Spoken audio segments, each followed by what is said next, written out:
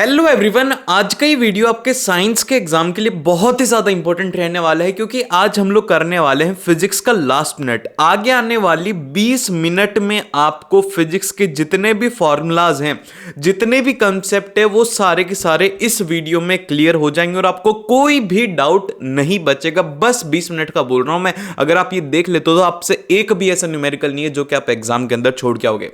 तो चलिए स्टार्ट करते हैं। उसी के साथ में अगर आपको केमिस्ट्री का देखना है, ऑलरेडी अपलोड कर दिया है और बायो का भी अपलोड कर दिया है, तो वो भी आप लोग जाकर के देख सकते हो क्योंकि इंपॉर्टेंट है। कम टाइम के अंदर आपको ऐसे नोट्स पढ़ने चाहिए जिससे कि आपको एग्जाम के अंदर हेल्प मिले। तो फिर चलिए स्टार्ट करते हैं। जो नेक्स्ट आती है वो आती है हमारी फिजिक्स है। भैया फिजिक्स थोड़ी इंपॉर्टेंट है, ध्यान से देखना, बड़ी ही इंपॉर्टेंट सी बात है आपको बताऊंगा। तो सबसे पहले हम लोग बात करते हैं रे डायग्राम के अंदर। रे डायग्राम अगर कोई भी आता है तो 2 पॉइंट आपको याद रखना है। सबसे पहला पॉइंट ये है कि एक रे हमेशा आपको प्रिंसिपल एक्सिस के पैरेलल में लेनी है। आंख बंद करके एक रे को आप प्रिंसिपल एक्सिस के पैरेलल निकाल देना, फिर उसके बाद में उसको फोकस से पास करा देना। फिर जो सेकंड है वो ये है कि फोकस और सेंटर ऑफ कर्वेचर से दूसरी रे पास होगी। अब देख लेना कि कौन सा केस गिवन है, या तो वो फोकस से पास होती है या फिर वो सेंटर ऑफ कर्वेचर से पास होती है। अब जैसे कि ये वाला केस है, ठीक है, इस वाले केस के अंदर सबसे पहली रे क्या करेंगे हम लोग, ये पैरेलल टू प्रिंसिपल एक्सिस निकाली, फिर इसको हमने फोकस से पास कर दिया। अब जो दूसरी रे है इसको हमें किससे पास करना है, सेंटर ऑफ कर्वेचर से। तो क्या करेंगे यहां पर, हमें सबसे पहले इसको आगे लेकर के जाएंगे, फिर इसको पीछे लेकर के आएंगे। तो इस तरीके से आपको ये रे डायग्राम बनाना है। और एक जो एक्सेप्शन है इस केस के अंदर वो ये है कि जब ये यहां पर फोकस के ऊपर रहता है तो फोकस के अंदर आपको याद रखना है कि फोकस के ऊपर ये रे इस तरीके से पास हो जाती है, ठीक है। एक ही एंगल के ऊपर जितना इंसिडेंट होता है उतना ही रिफ्लेक्शन एंगल होता है।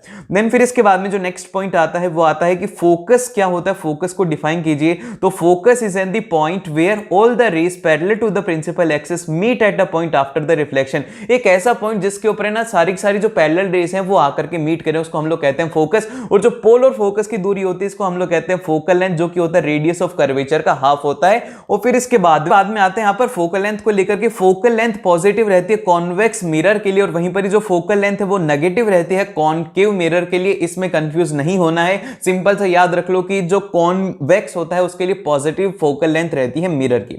फिर इसके बाद में अगला जो आता है वो आता है मिरर फॉर्मूला। मिरर फॉर्मूला बड़ा ही सिंपल सा है, 1/f = 1/v plus of 1/u होता है। और यहां पर जो u है वो नेगेटिव होता है, हमेशा ही नेगेटिव रहेगा, कभी भी ये पॉजिटिव नहीं होगा। एग्जाम के अंदर गलती हो सकती है, इसलिए बोल रहा हूं कि u जो है वो हमेशा ही नेगेटिव रहेगा, चेंज नहीं होगा। फोकल लेंथ पॉजिटिव नेगेटिव हो सकती है, इमेज पॉजिटिव नेगेटिव हो सकती है, लेकिन u जो है वो नेगेटिव ही रहेगा। फिर इसके बाद में जो नेक्स्ट आता है वो आता है मैग्निफिकेशन। मैग्निफिकेशन क्या होता है, क्या इसका फॉर्मूला होता है, तो मैग्निफिकेशन होता है m - (v/u) होता है हाइट ऑफ इमेज अपॉन में हाइट ऑफ ऑब्जेक्ट। अब इसके अलग अलग केसेस हैं। सबसे पहला केस ये है कि अगर m > 1 होता है तो इस केस के अंदर हाइट ऑफ इमेज जो है हाइट ऑफ ऑब्जेक्ट से बड़ी रहेगी, तो हम लोग बोलेंगे कि यहां पे इनलार्ज्ड इमेज फॉर्म होती है। फिर इसके बाद में अगर m < 1 होता है तो हम बोलते हैं कि यहां पर जो हाइट ऑफ इमेज है वो less than height of object होती है, तो इसलिए जो इमेज होती है वो स्मॉल इमेज फॉर्म होती है। फिर इसके बाद में अगला जो केस है वो ये है कि अगर m नेगेटिव है तो इस केस के अंदर रियल और इन्वर्टेड इमेज फॉर्म होती है, और अगर m पॉजिटिव है तो इस केस के अंदर वर्चुअल और इरेक्ट इमेज फॉर्म होगी। फिर इसके बाद में आता है स्नेल्स लॉ। स्नेल्स लॉ को आप लोग याद रखेंगे कि sine of incidence, sine of angle of incidence divided by में sine of angle of refraction है, ये रिफ्लेक्शन, ये रिफ्रैक्शन है, तो आपको उसका रिफ्रैक्टिव इंडेक्स मिल जाएगा, ये कहता है स्नेल्स लॉ। बाद में आता है रिफ्रैक्टिव इंडेक्स जो है, इसका फॉर्मूला क्या रहेगा, तो रिफ्रैक्टिव इंडेक्स का फॉर्मूला याद रखना वो ये होता है mu = velocity of a light in medium divide by में होता है velocity of a light in vacuum. Vacuum के अंदर जो वेलोसिटी ऑफ लाइट होती है वो होती है 3 × 10⁸ मीटर पर सेकंड होती है। और वहीं पर ही जो हमारा कॉन्वेक्स लेंस के लिए एक इंपॉर्टेंट केस आता है कि इसके अंदर हमेशा ही रियल और इन्वर्टेड इमेज फॉर्म होती है, बट जब हमारा जो ऑब्जेक्ट है वो फोकस के और ऑप्टिकल सेंटर के बीच में होता है तो ही इसके अंदर वर्चुअल और इरेक्ट इमेज फॉर्म होगी। देन फिर इसके बाद में चलते हैं हम लोग नेक्स्ट के ऊपर, जो कि है हमारा लेंस फॉर्मूला। लेंस फॉर्मूला क्या कहता है, लेंस फॉर्मूला सिंपल सा, उससे इतना सा अलग है कि 1/f = होता है 1/v माइनस ऑफ 1/u होता है, और इसके अंदर f पॉजिटिव रहता है कॉन्वेक्स लेंस के लिए और f नेगेटिव रहता है कॉनकेव लेंस के लिए। फिर इसके बाद में इसका मैग्निफिकेशन किस तरीके से होता है लेंसेज का, तो लेंसेज का मैग्निफिकेशन होता है m = height of image upon में height of object is equal to v/u होता है, और वहीं पर जो मिरर होता है उसके अंदर नेगेटिव होता है और इसमें पॉजिटिव होता है। फिर इसके बाद में वही केसेस होते हैं, इसमें m अगर 1 है तो height of image height of object बराबर रहती है, अगर ज्यादा है तो उस केस के अंदर हाइट ऑफ इमेज ज्यादा रहेगी, हाइट ऑफ ऑब्जेक्ट कम रहेगा। वही कांसेप्ट है जो कि हमने अभी अभी रिवाइज किए थे। फिर इसके बाद में जो नेक्स्ट आता है वो आता है पावर ऑफ लेंस की। पावर ऑफ लेंस क्या होता है, पावर ऑफ लेंस का फॉर्मूला होता है पावर इज इक्वल टू होता है 1 अपॉन में फोकल लेंथ, और यहां पे जो फोकल लेंथ होती है वो मीटर में होती है, और जो ऐसा यूनिट होती है पावर की वो होती है डायोप्टर। और जब आपको क्वेश्चन के अंदर एग्जामिनर देगा ना तो ध्यान से देख लेना, क्योंकि एग्जामिनर आपको सेंटीमीटर में देगा ताकि आप गलती करें, लेकिन अभी आप गलती नहीं करोगे क्योंकि मैंने आपको बता दिया है कि इसके अंदर फोकल लेंथ होती है मीटर में और ये डायोप्टर में होता है, और 1 dioptre is equal to 1 metre inverse होता है। देन फिर इसके बाद में नेक्स्ट पॉइंट आता है, वो ये आता है कि एक यंग पर्सन अगर है तो उसके लिए नियर पॉइंट होता है 25 सेंटीमीटर। फिर इसके बाद में जो फार पॉइंट होता है वो होता है उसके लिए इंफिनिटी, ये याद रखना है। फिर इसके बाद में नेक्स्ट आता है मायोपिया। मायोपिया क्या होता है भैया? मायोपिया नियर साइटेडनेस होती है, जिसके अंदर की क्या होता है कि दूर का नहीं दिखाई देता लेकिन उसको पास का क्लियरली दिखाई देता है। अब इसके पीछे के रीजन क्या क्या है? इसके पीछे का पहला रीजन है कि इलॉन्गेशन ऑफ आई बॉल, की उसकी जो आई बॉल है वो बड़ी हो गई है और जो इमेज है वो आगे फॉर्म होती है। इमेज रेटिना पर फॉर्म नहीं होती, इस केस के अंदर इमेज आंखों के आगे फॉर्म होती है। और इसको दूसरा रीजन ये है कि exclusive curvature of eye lens, eye lens का जो कर्वेचर है वो ज्यादा हो सकता है। अब इसका करेक्शन क्या होता है? इसका करेक्शन होता है हमारे पास में कॉनकेव लेंस को यूज करके आप इस जो डिफेक्ट है इसको करेक्ट कर सकते हो।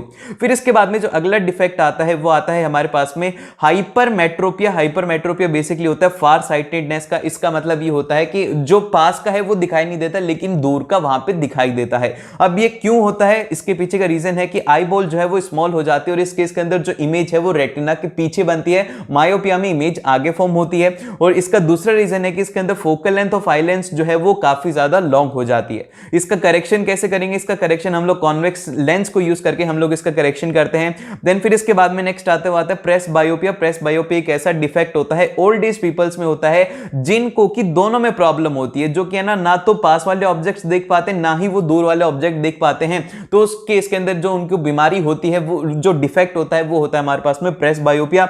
अब इसके पीछे का रीजन क्या होता है? इसके पीछे का रीजन है कि वीकनिंग ऑफ सिलेरी मसल्स, यहां पर जो सिलेरी मसल्स है वो वीक हो जाती हैं। देन सेकंड रीजन है कि decrease in the flexibility of eye lens, और आई लेंस की जो फ्लेक्सिबिलिटी है वो डिक्रीज हो जाती है, ये इसका दूसरा रीजन होता है। और फिर इसके साथ में जो इसका करेक्शन कैसे करेंगे? इसका करेक्शन करने के लिए बायफोकल लेंथ को यूज करता है। मतलब कि बायफोकल लेंथ का मतलब ये होता है कि कॉन्वेक्स भी होता है और उसमें कॉनकेव लेंस भी होते हैं, दोनों को मिला करके जो लेंस होता है उसको हम लोग कहते हैं बायफोकाई लेंथ। देन फिर इसके बाद में जो नेक्स्ट आता है वो आता है डिस्पर्जन।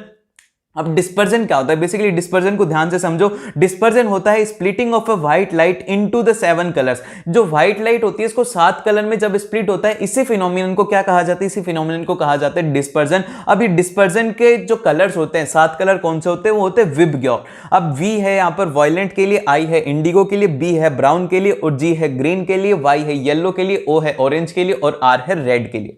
देन फिर इसके बाद में जो इसका नेक्स्ट पॉइंट है वो ये है कि यहां पर जो रेड लाइट होती है ना वो सबसे ज्यादा लीस्ट बैंड होती है, इसीलिए जो सिग्नल्स होते हैं वो रेड कलर के होते हैं, और वहीं पर जो वॉयलेट लाइट है वो सबसे ज्यादा बैंड होती है, और जो रेड लाइट है वो लीस्ट बैंड होती है, इसीलिए क्या होते हैं वहां पर रेड कलर के सिग्नल्स को यूज किया जाता है। एग्जाम के अंदर ये आ सकता है। फिर इसके बाद में जो नेक्स्ट क्वेश्चन है, फेमस क्वेश्चन है कि नॉट ट्विंकलिंग ऑफ स्टार, हमारे जो स्टार हैं वो ट्विंकल क्यों नहीं करते? तो भैया सबसे पहला तो रीजन ये है कि planets are too much closer to the earth, earth के वो बहुत ही ज्यादा करीब हैं, जिस वजह से क्या होता है कि वो जो पूरा प्लैनेट है वो एक पॉइंट सोर्स की तरह ना कर करके बहुत ही सारे पॉइंट सोर्स का कलेक्शन होता है, और सीधी आंख हमारी आंखों के ऊपर आती है और रिफ्रैक्टिव इंडेक्स का उसके ऊपर कोई भी ज्यादा फर्क नहीं पड़ता है।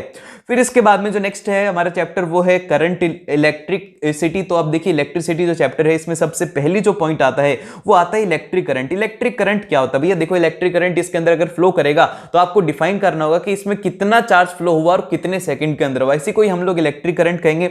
और जो इसकी यूनिट, इसका जो फॉर्मूला होता है वो होता है I ampere is equal to coulomb upon में टाइम होता है, जो कि सेकंड्स में रहेगा। फिर इसकी ऐसा यूनिट जो होती है वो होती है एम्पेयर, इसकी ऐसा यूनिट होती है। और 1 एम्पेयर को आप किस तरीके से डिफाइन करेंगे? 1 एम्पेयर का मतलब ये होता है कि 1 कूलम चार्ज फ्लो करे 1 सेकंड के अंदर, तो वहां पर जो इलेक्ट्रिक करंट फ्लो करता है वो करता है 1 एम्पेयर। अब इसको मेजर करने के लिए यूज में लेते हैं हम लोग एम मीटर, और एम मीटर को हम लोग सीरीज के अंदर कनेक्ट करते हैं। और दूसरा होता है गैल्वेनोमीटर। गैल्वेनोमीटर जो होता है इसको हम लोग डायरेक्शन ऑफ इलेक्ट्रिक करंट को मेजर करने के लिए यूज में लेते हैं, और ये भी सीरीज में ही कनेक्ट होता है।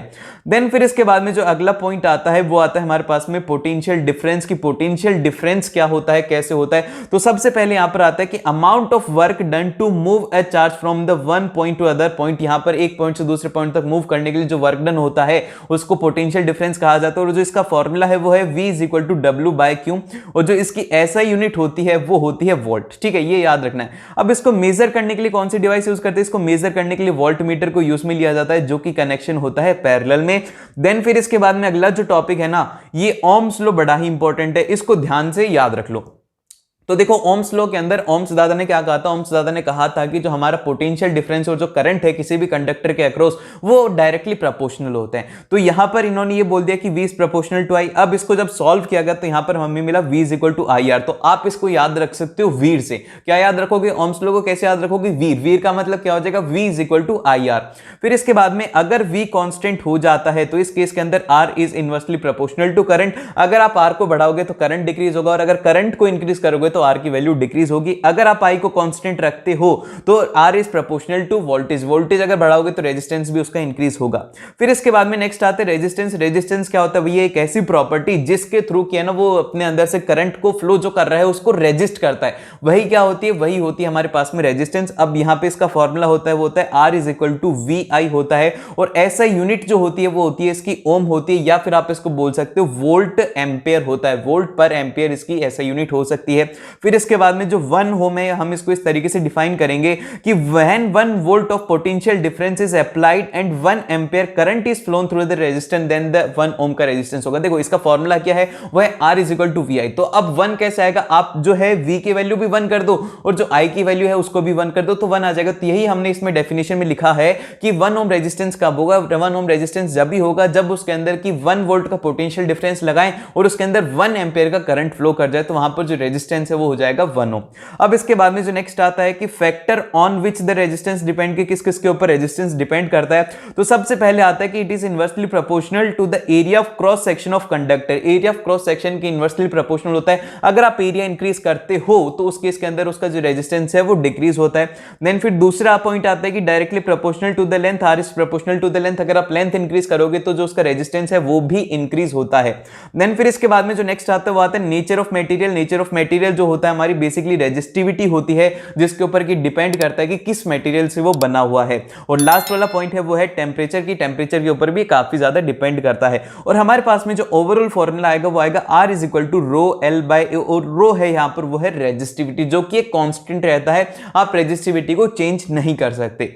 देन फिर इसके बाद में जो नेक्स्ट आता है वो आता है रेजिस्टिविटी। रेजिस्टिविटी को आप कैसे डिफाइन करेंगे, तो रेजिस्टिविटी डिफाइन करने के लिए यहाँ पर ये जो हमारा फॉर्मूला है R is equal to rho L by A, इसके अंदर आपको L की और A की जो वैल्यू है उसको 1 पुट कर देना है। तो इससे आप लोग क्या डिफाइन कर दोगे, इससे उसकी रेजिस्टिविटी डिफाइन कर दोगे। तो हमारे पास में रेजिस्टिविटी इस तरीके से रहेगी कि resistance of a conductor of a unit length and the unit area cross section, की एक तो यूनिट लेंथ हो और उसका यूनिट क्रॉस सेक्शन हो तो उसको हम लोग कहते हैं रेजिस्टिविटी। उस रेजिस्टेंस को रेजिस्टिविटी कहते हैं। फिर इसके बाद में जो रेजिस्टिविटी होती है ये इनवर्सली प्रोपोर्शनल होती है कंडक्टिविटी के। इसका क्या मतलब हुआ भैया, इसका मतलब ये हुआ कि जितनी ज्यादा रेजिस्टिविटी होगी उतनी ही कम उसकी कंडक्टिविटी होगी, उतना ही कम उसमें से करंट फ्लो करेगा। और इसकी जो ऐसा यूनिट होती है वो होती है ओम मीटर, इसकी ऐसा यूनिट होती है। देन फिर इसके बाद में आता है सीरीज कॉम्बिनेशन। सीरीज कॉम्बिनेशन का मतलब क्या है कि जो रेजिस्टेंस है वो एक साथ जोड़े हुए और इनका जो स्टार्टिंग और एंडिंग पॉइंट है सिर्फ और सिर्फ वो एक ही टर्मिनल के साथ में कनेक्टेड है। सारे के सारे रेजिस्टर उससे कनेक्टेड नहीं होते हैं। अब आप लोग इसका जो रिजल्टेंट लिखेंगे वो लिखेंगे V is equal to V1 plus V2 plus V3। और जो I रिजल्टेंट है, जैसे कि आप ओम्स लॉ लगा करके V is equal to IR लगाओगे तो यहां से आप लिख दोगे IR equivalent is equal to IR1 plus R2 plus R3 और फाइनल इक्वेशन बन जाएगी R1 plus R2 plus R3। अब इसके बाद में वेरी वेरी इंपॉर्टेंट पॉइंट यहां पर ये है कि R इक्विवेलेंट जो है वो हमेशा ग्रेटर रहेगा, चाहे से कितना भी छोटे से छोटा रजिस्टर हो। अगर एग्जाम के अंदर आपका R इक्विवेलेंट कम आ रहा है तो इसका मतलब आपने कहीं ना कहीं पे गलती करी है।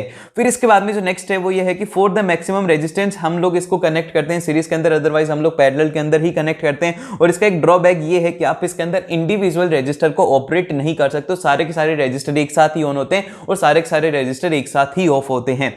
देन फिर इसके बाद में नेक्स्ट आता है कि एवरी रजिस्टर जो होता है, हर एक रजिस्टर के अंदर जो है करंट सेम फ्लो करता है और जो पोटेंशियल डिफरेंस है वो उसमें डिफरेंट होता है। फिर इसके बाद में जो नेक्स्ट आता है पैरेलल कॉम्बिनेशन। पैरेलल कॉम्बिनेशन को आइडेंटिफाई करने का सबसे अच्छा तरीका है कि आप कोई भी बैटरी से जो तार जा रहे हैं, जैसे कि जो तार जा रहे हैं, आप इनमें देख लो कि इनका ये जो पॉइंट है ना, एंड पॉइंट जहां से कनेक्टेड है, क्या इसके अंदर सारे के सारे रजिस्टर के तार आ रहे हैं। अगर सभी के कनेक्टेड हो रहे हैं तो ये जो होता है कॉम्बिनेशन, इसको हम लोग कहते हैं पैरेलल कॉम्बिनेशन। और इस पैरेलल कॉम्बिनेशन की खास बात क्या होती है, इस पैरेलल कॉम्बिनेशन के अंदर खास बात ये होती है कि इसके अंदर जो है हमारा करंट डिफरेंट फ्लो करता है, वोल्टेज सभी के अक्रॉस सेम रहता है। और हमारी जो इक्वेशन रहती है फाइनल वो रहती है I R equivalent is equal to I R one plus I R two plus 1/में आई आर थ्री होता है। इनवर्सली होता है, अगर क्वेश्चन इससे रिलेटेड आता है तो लास्ट के अंदर अपने आंसर को रिवर्स करना मत भूलना। फिर इसके बाद में आते हैं वेरी वेरी इंपॉर्टेंट, जो कि है हमारे पास में equivalent resistance is less than the resistance of the either register की, चाहे से कितना भी छोटा रजिस्टर हो इसके अंदर उसका रेजिस्टेंस सबसे कम होगा। अगर 0.1 ओम का है और आपने ऐसे 10,000 रजिस्टर कनेक्ट कर दिए हैं 5-5 ओम के और एक है 0.1 का, तो आपको जो रिजल्टेंट है वो 0.1 से कम आने वाला है। देन फिर इसके बाद में जो नेक्स्ट आता है कि टू इक्विवेलेंट रेजिस्टेंस अगर कनेक्टेड होते हैं तो हमारे पास में जो फॉर्मूला रहता है वो रहता है R equivalent is equal to R1 into R2 divide by में हो जाता है R1 प्लस R2। देन फिर इसके बाद में जो लास्ट पॉइंट ये है कि every individual resistance can be operate separately, therefore the domestic appliances are connected in parallel. और इसके अंदर एक फायदा ये होता है कि अगर आपको जैसे कि एक इंडिविजुअल रजिस्टर को ऑपरेट करना है तो आप इसके अंदर बहुत ही आराम से ऑपरेट कर सकते हो, इसके अंदर आपके पास में कोई भी बाउंडेशन नहीं होती। और वहीं पर ही जो हमारा दूसरे वाला केस होता है जैसे कि सीरीज वाले, उसके अंदर हम लोग सभी को एक साथ ऑपरेट करते हैं, इंडिविजुअली ऑपरेट नहीं कर पाते। देन फिर इसके बाद में जो अगला आता है वो आता है हमारे पास में जूल्स हीटिंग। जूल्स हीटिंग के अंदर क्या होता है, बेसिकली इसके अंदर आपको याद रखना है कि क्या क्या होता है, किस तरीके से हीट जो जनरेट होती है वो किस किस के ऊपर डिपेंड करती है। तो सबसे पहले डिपेंड करती है कि जो हमारा करंट है उसके स्क्वायर के प्रोपोर्शनल करते हैं। फिर सेकंड होता है कि उसका रेजिस्टेंस कितना है। फिर थर्ड होता है कि directly proportional to the time, कि कितने टाइम के लिए उसमें फ्लो किया। तो ये तीन आपको याद रखना। और इसका जो फॉर्मूला बनेगा वो बनेगा H is equal to I square R into T. और यहां पे हम लोग ओम्स लॉ लगा करके इसका एक नया फॉर्मूला बना देंगे, वो हो जाएगा H is equal to V square upon में आर इंटू टी, जो कि यहां पर है टाइम है सेकेंड्स के अंदर।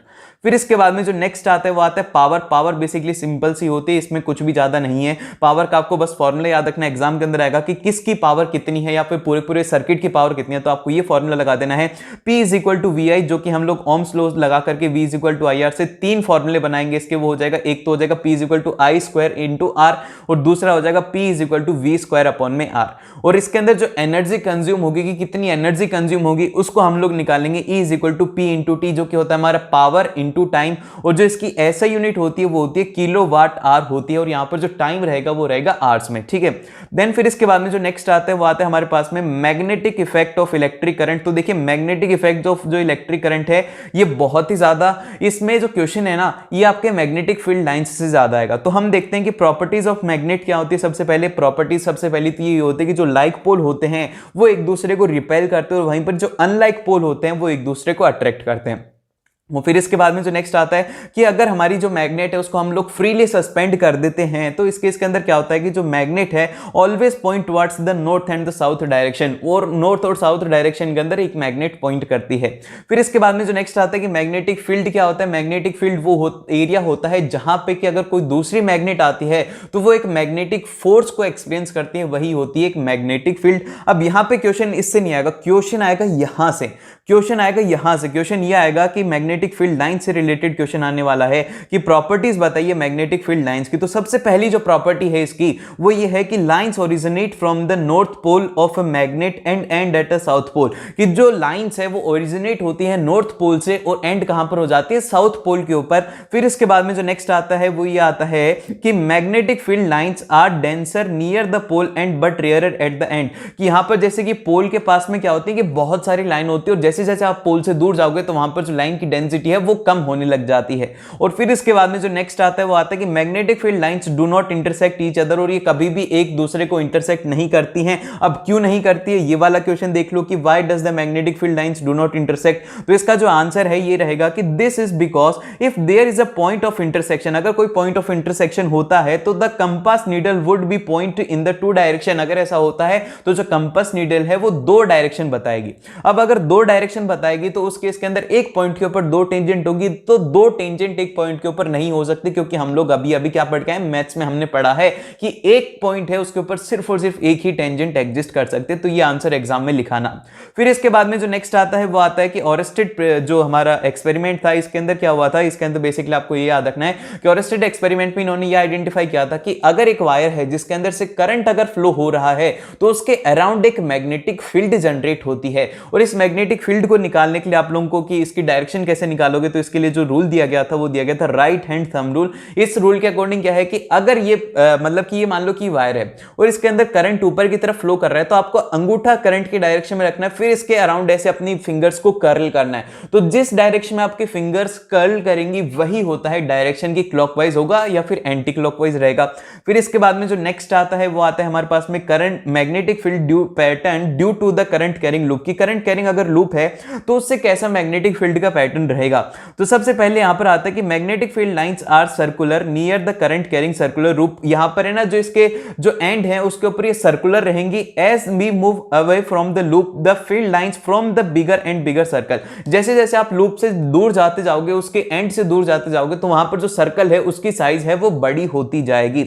और at the centre of the circular loop the magnetic field lines are the straight. और जो सेंटर है इसका वहां पर मैग्नेटिक फील्ड लाइंस स्ट्रेट होती हैं। फिर इसके बाद में जो नेक्स्ट आता है वो आता है सोलेनोइड। सोलेनोइड क्या होता है भैया? सोलेनोइड एक ऐसा, जैसे कि आप एक सिलेंडर होता है, होलो सिलेंडर होता है, जिसके ऊपर की वायर को लपेट दिया जाता है। जब उसमें से करंट फ्लो करवाते हैं तो एक बार मैग्नेट की तरह बिहेव करता है। और इसके भी नॉर्थ पोल होता है और इसके भी साउथ पोल होता है। अब जैसे कि हम लोग इसके लिए हम लोग लिखेंगे कि field lines produced are similar to the bar magnet. फिर सेकंड आता है कि radius is small in comparison to the length. याद रखना कि सोलेनोइड जब भी होगा जब उसकी जो रेडियस है वो उसकी लेंथ से कम रहेगी। अब इसके बाद में आता है अगला क्वेश्चन। ये वाला जो क्वेश्चन है ना 2018 में पूछा गया था ना, किसी भी स्टूडेंट से सॉल्व नहीं आता। बहुत सारे स्टूडेंट इस क्वेश्चन को एज इट इज छोड़ के आए थे क्योंकि समझ में नहीं आया था कि करना क्या। तो ध्यान से देखो, इसमें कहा गया है कि show how would you join 3 register each of 9 ओम। 9 ओम के 3 आपके पास में रजिस्टर हैं, सो दैट कि उनका जो इक्विवेलेंट रेजिस्टेंस है वो एक तो 13.5 ओम आए और दूसरे वाला 6 ओम आए। अब आप बोलोगे कि भैया इतना आसान क्वेश्चन नहीं आता, हम तो अभी कर देंगे। आप एक काम करो, ये जो है ना सबसे पहले इनको सीरीज के अंदर लगा दो। 9 + 9 आप करोगे तो भैया 18 ओम आ गया। चलो ये तो नहीं हुआ, सेकंड वाला पार्ट कर लेते हैं कि हम पैरेलल में लगा देते हैं। 1/9 + 1/9 + 1/9, तो भैया इससे भी 3 ओम आ रहे हैं। तो अब हम क्या करें? ठीक है, अब हम क्या करें? तो देखो, थोड़ा सा आपको यहां पर अपना दिमाग यूज में लेना है, कैसे हो रहा होगा। ठीक है, सबसे फर्स्ट आप देखो कि हमारे जो ए पार्ट है, ए पार्ट के अंदर क्या बोला गया है आपको, आपका जो रेजिस्टेंस है वो कितना होना चाहिए? 13.5 ओम। अब देखो, आपको हर एक रेजिस्टेंस जो कितने का गिवन है वो है 9 ओम का गिवन है। तो अब हम मान लेते हैं कि 13.5 को कैसे लिखा जा सकता है? 9 ओम प्लस ऑफ 4.5 ओम। तो क्या आपको पिक्चर दिखने लगी कि 9 ओम प्लस ऑफ 4.5 ओम? तो क्या हम लोग ये कर सकते हैं? हम लोग ये क्यों नहीं कर सकते? 4.5 ओम को लाने के लिए हम क्या करेंगे? दो जो 9 ओम के रजिस्टर्स हैं उनको क्या करेंगे? पैरेलल में कनेक्ट कर देंगे। क्या कर दिया? उनको पैरेलल के अंदर हमने जब कनेक्ट किया तो 1/9 + 1/9 आ गया 4.5, और जो एक 9 ओम का है उसको उसके साथ में कैसे कनेक्ट कर दिया? सीरीज के अंदर। तो टोटल क्या आ गया? वो आ गया हमारे पास में 13.5 ओम। इस तरीके से आपको करना है। मैं आपको इक्विवेलेंट एक बार ड्रॉ करके दिखा देता हूं कैसा हमारा डायग्राम बनेगा। इस तरीके से हमारा डायग्राम रहेगा, और फिर उसके बाद में ये जो 2 रजिस्टर हैं ये हमारे कनेक्टेड रहेंगे पैरेलल के अंदर। ये 9 ओम का है, ये 9 ओम का है, और ये 9 ओम का है। इसमें से जब हम लोग इनका रेजिस्टेंस निकाल लेंगे पैरेलल के अंदर, ये आ जाएगा 4.5, और इसके साथ में सीरीज में करेंगे तो ये हो जाएगा 13.5। ठीक है, समझ के? फर्स्ट पार्ट आपको समझ में आ रहा है? ये बहुत ज़्यादा इंपॉर्टेंट क्वेश्चन है। फिर उसके बाद में अगले में हमसे कहा गया है कि हमें चाहिए 9 ओम मतलब 6 ओम रजिस्टर चाहिए। तो अब ये कैसे आएगा? तो इसको लाने के लिए थोड़ा दिमाग लगाओ। ठीक है, हमें कितना रेजिस्टेंस चाहिए? वो चाहिए 6 ओम। और जो हमारा पैरेलल के अंदर अगर हम टोटल करते हैं जो कि आर इक्विवेलेंट रहेगा वो रहता है 3 ओम। तो क्या इससे बात बनेगी? इससे बात नहीं बनेगी। तो अब हमने ये करके देख लिया, 13.5 आ गया, लेकिन हमें कितना चाहिए? वो चाहिए 6 ओम। तो यहाँ पे हम क्या करेंगे? सबसे फर्स्ट हम देखेंगे कि यार ये इसको कैसे अचीव किया जा सकता है। तो आपको यहाँ पर थोड़ा सा दिमाग लगाना होगा कि भाई एक बार एक काम करते हैं कि जो 2 रजिस्टर हैं उनको क्या करते हैं हम लोग सीरीज में कनेक्ट करते हैं, और फिर उसके बाद में जो बचा हुआ रजिस्टर है उसको इसके साथ में पैरेलल में कनेक्ट कर देंगे। तो क्या इससे बात बनेगी? ये 9 ओम का है, ये 9 ओम का है, और फिर उसके बाद में ये भी 9 ओम का है। ठीक है, तो क्या इससे बात बनेगी?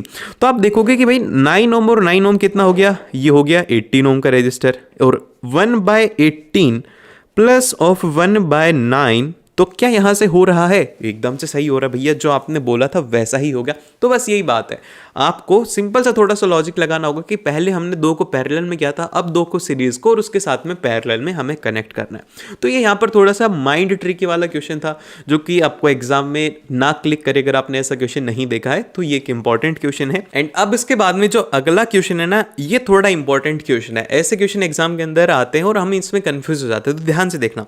इसमें कहा गया है कि 6 ohm resistance wire is double on itself, कि जो उसकी लेंथ है उसको क्या किया गया है, यहाँ पर 2 टाइम्स किया गया है। तो अब ये जो ए वाला पार्ट है, ध्यान से रखना, अगर आपको जब तक क्वेश्चन के अंदर कहा नहीं जाए कि उसका एरिया कांस्टेंट है, तो आप उसका एरिया कांस्टेंट लेकर के चलो। लेकिन अगर आपको कह रहे हैं कि एरिया के बारे में कुछ भी नहीं है, तो आपको वहां पर बाय डिफॉल्ट लेना है कि जो एरिया है, अगर लेंथ डबल होती है तो जो उसका एरिया रहता है न्यू वाला, वो रहता है हाफ रहता है। ठीक है, ये आपको बात ध्यान रखनी है जब ये आपसे क्वेश्चन सॉल्व होगा। तो अब लेंथ डबल कर दी तो एरिया हाफ हो जाएगा, तो न्यू आर डैश कितना आएगा हमारे पास में, वो आ जाएगा R is equal to rho L by A. तो यहां पर आपके पास में जो लेंथ है वो हो गई 2l, फिर उसके बाद में एरिया कितना हो गया, वो हो गया a बाई 2। तो यहां से आ जाएगा आपके पास में 4 टाइम्स ऑफ न्यू रेजिस्टेंस हो जाएगा, R dash is equal to 4 times of old resistance. ठीक है, फिर उसके बाद में जो अगला क्वेश्चन है, जैसे क्वेश्चन अभी हम करके आए थे ना, वैसे ही ये क्वेश्चन है, तो आप लोग ध्यान से देखना। ठीक है, अब इस क्वेश्चन में हमसे कहा गया है कि 3 रेजिस्टर ऑफ 2 ओम, कि आपके पास में 3 रेजिस्टर हैं, कितने ओम के, 2 ओम के हैं। अब बोला क्या है आपको कि are connected in such a way that total resistance is 3 ohm, कि उनका जो टोटल है वो कितना आ रहा है, वो आ रहा है 3 ओम। तो आप वो कॉम्बिनेशन बताओ। तो अभी हम लोग जो लास्ट क्वेश्चन करके आए थे वही क्वेश्चन है, ये वाला क्वेश्चन आपसे पूछा गया था 2020 में, और जो हम क्वेश्चन करके आए थे वो पूछा गया था 2018 के अंदर। तो वही कंसेप्ट फिर से रिपीट हुआ। तो अब मैंने आपको सिखाई दिया था कि 3 ओम है, तो इसको हम लोग कैसे लिखेंगे, वो लिखेंगे 2 ओम प्लस 1 ओम। तो अब 1 ओम किस तरीके से बनेगा, 1 ओम के लिए आपको क्या करना होगा, 2 ओम को 2 जो ओम के हैं इनको पैरेलल के अंदर आप कनेक्ट करोगे, तो आपके पास में 1 ओम रेजिस्टेंस आ जाएगा, और उसके साथ में आप सीरीज के अंदर 2 ओम को कनेक्ट कर दोगे। जैसे कि हमारा फर्स्ट वाला केस है ना 13.5 वाला, वैसा ही ये वाला है। तो एक बार इसका कॉम्बिनेशन देख लेते हैं कि इसका कॉम्बिनेशन किस तरीके से रहेगा। तो सिंपल सा कॉम्बिनेशन है कि एक 2 ओम का रेजिस्टर ये हो जाएगा, फिर बचे हुए जो 2 ओम के रेजिस्टर हैं उसे हम लोग पैरेलल में कनेक्ट कर देंगे, इस तरीके से हो जाएगा, ताकि इनका जो रेजिस्टेंस है वो हो जाएगा 1 ओम आपके पास में, प्लस और फिर ये 2 ओम हो गया, तो मिला करके 3 ओम हो जाएगा। वही कंसेप्ट रिपीट हुआ है, तो ये कंसेप्ट आपको याद रखना चाहिए। फिर उसके बाद में आता है अगला क्वेश्चन। अगले क्वेश्चन के अंदर आपको ध्यान रखना है, ये जो सर्किट बेस्ड क्वेश्चन आते हैं ये बड़े ही सिंपल क्वेश्चन आते हैं। इसमें आपको ओम्स लॉ यूज में लेना है, V is equal to IR से पूरा क्वेश्चन सॉल्व हो जाएगा, इसके अलावा दूसरा फॉर्मूला नहीं चाहिए। तो इसमें कहा गया कि करंट इन ईच रजिस्टर आपको निकालना है, तो 6 वोल्ट की आपको बैटरी गिवन है, तो आप यहां पर लिखोगे V is equal to IR, voltage जो है इन सभी के अक्रॉस वो कितना रहेगा, वो रहेगा 6 वोल्ट। ठीक है, जैसे कि ये 30 ओम है, इसके अक्रॉस भी 6 वोल्ट रहेगा, तो 6 volt is equal to I, और R हो जाएगा यहाँ पे 30। तो I की जो वैल्यू आएगी आपके पास में वो आ जाएगी 1/5, जो कि आ जाएगा 0.2 एम्पेयर। इतना आसान है। फिर इसी तरीके से जो आप R की वैल्यू अगर 10 कर दोगे तो I की वैल्यू यहां पर आ जाएगी 10/6, फिर I3 जो है उसकी वैल्यू क्या आ जाएगी, वो आ जाएगी 10/5। तो यहाँ पे हमारे पास में जो वैल्यू आएगी वो आ जाएगी आपके पास में 2 एम्पेयर। इस तरीके से रहेगा आपके पास में ये। फिर उसके बाद बोला गया है टोटल करंट कितना रहेगा, तो आप लोग इसका इक्विवेलेंट रेजिस्टेंस निकाल सकते हो, या फिर इन तीनों का करंट आप आपस में ऐड कर दो, तो आपके पास में I इक्विवेलेंट आ जाएगा। और इक्विवेलेंट रेजिस्टेंस निकालने में तो कोई हर्ज ही नहीं होना चाहिए, ये तो आप लोग ही बताओगे कि 1/R इक्विवेलेंट क्या रहेगा, 1/30 प्लस ऑफ 1/10 प्लस ऑफ 1/5।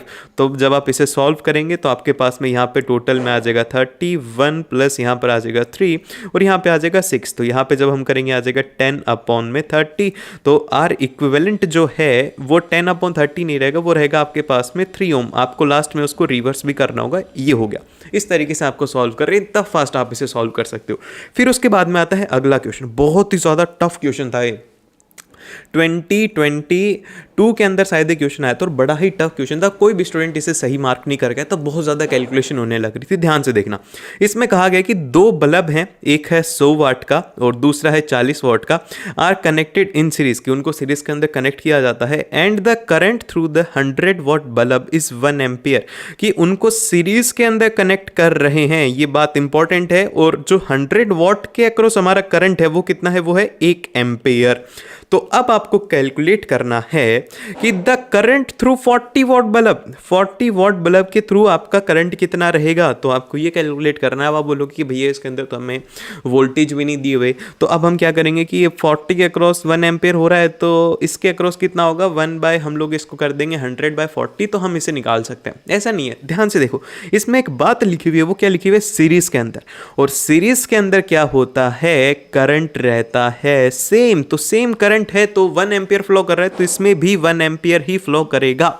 इस तरीके की छोटी छोटी मिस्टेक्स हो जाती है, हम समझ नहीं पाते यार क्या बोलना क्या चाह रहे हैं, वोल्टेज दिया नहीं तो हम कैसे कैलकुलेट करेंगे। इसके अंदर सीरीज लिखा हुआ था, जिस वजह से क्या हुआ, इसके अंदर करंट सेम हो गया, तो 1 एम्पियर इसमें फ्लो करेगा।